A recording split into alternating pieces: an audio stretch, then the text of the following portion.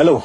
Today, I would like to reiterate an important message to all of us, to the concerned departments, to the Central Armed Forces, perhaps to the government of Manipur and to the government of India regarding the ongoing combing operation in Kamjong district and Ukhrul district, Manipur. However, you should know I'm nobody. I am simply a concerned citizen who is aware of our constitutional rights.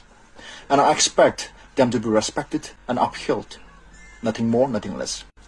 Because no one is above the law, and no one is above the authority of the Supreme Court of India.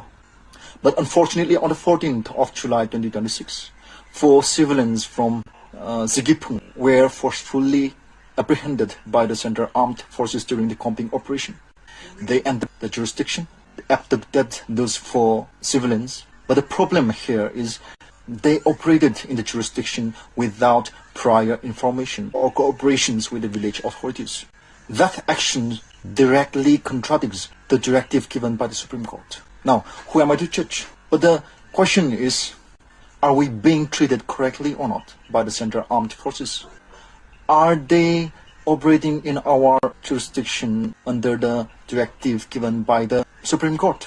I've got nothing to say here, but what we need to understand is, are we being treated rightly or not? It is our legal right, it is our democratic right to raise this question. Further, on 15th of July 2026, a government primary school was allegedly vandalized by the Central Armed Forces during the combing operation in Sikipung. That action again contradicts the directive of the Supreme Court, the principle to protect the civilians and public institutions during security operation. Again, who am I to judge the Central Armed Forces? I'm nobody.